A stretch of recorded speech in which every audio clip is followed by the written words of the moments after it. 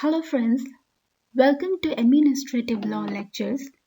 I'm Marjina Sultana, an assistant professor from Interpersonal Law College, Greater Noida. In this video, we will study rule of law. Rule of law. Rule means to govern and the law means a set of accepted rules.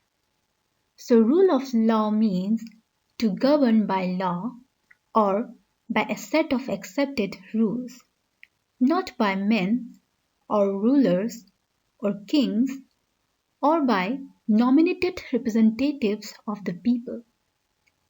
The derivation of the phrase rule of law is from the French phrase la principe de legalité, which implies principle of legality. By this phrase, it refers to a government based on principles of law and not of men. As per rule of law, it is required that the people should be governed by the accepted rules rather than the decisions that are arbitrarily taken by the rulers.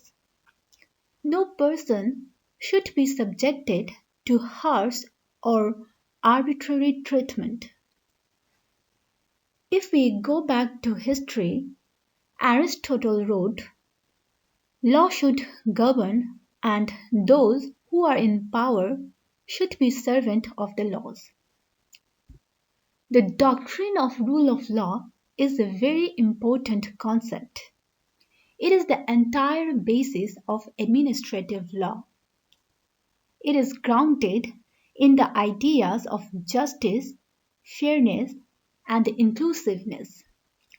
Today, an intricate chain of fundamental ideas is incorporated in rule of law, which further encompasses equality before law, equal treatment before the law, independence of judiciary, consistency, transparency, and accountability in administrative law. I have provided some definitions of rule of law. You may need it for exam purposes. Let's just read it out quickly. According to Black's Law Dictionary, rule of law means legal principles of day-to-day application approved by the governing bodies or authorities and expressed in the form of logical proposition. According to Oxford Advanced Learners Dictionary, rule of law means the situation in which all the citizens as well as the state are ruled by the law. As per Article 13 of the Indian Constitution, rule of law means law of land.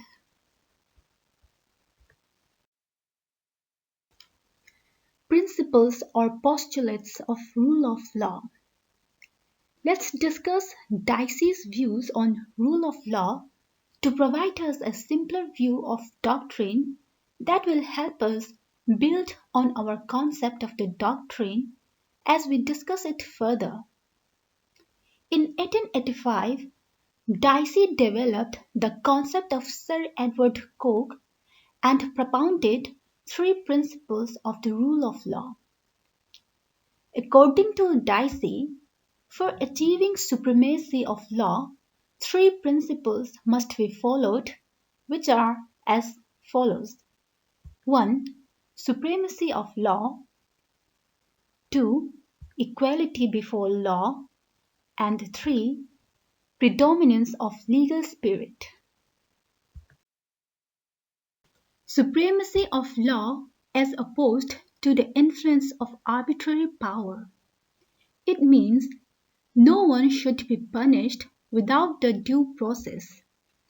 Executive cannot punish anyone before they are given a chance to go through the courts of law and procedures. There should be no punishment without breach. In the modern context, there are many criticisms directed against Dicey's three pillars.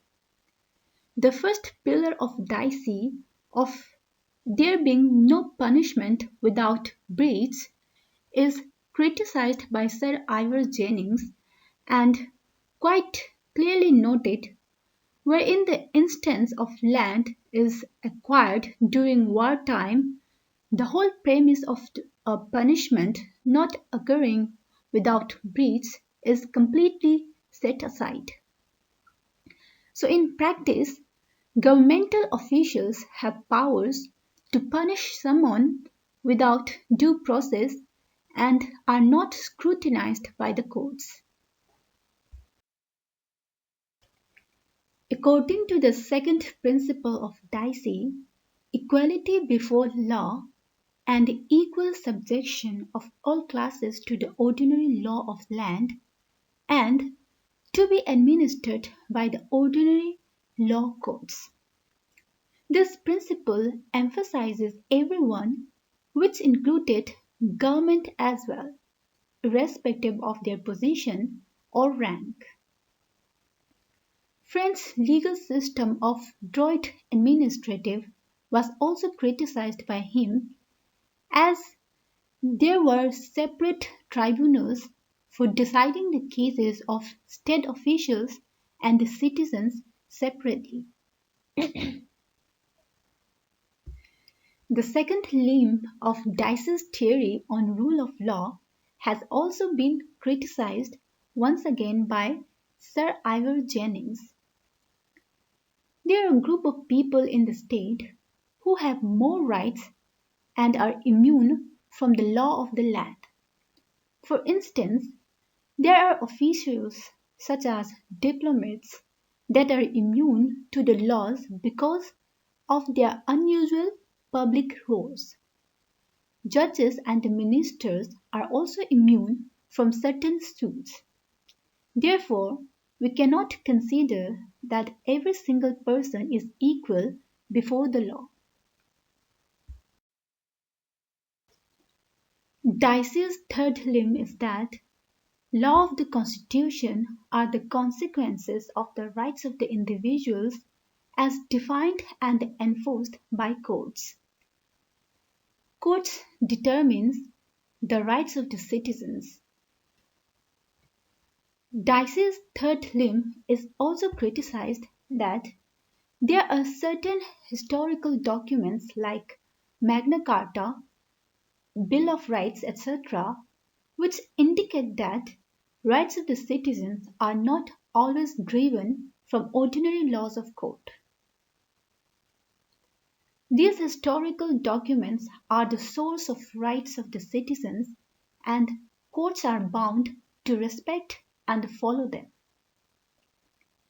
To conclude, rule of law means no man is above law. Each and every one of us is accountable to rule of law, and also that every person is subject to the jurisdiction of ordinary courts of law irrespective of their position and rank, though there are certain exceptions. That's it for today. Thank you for watching.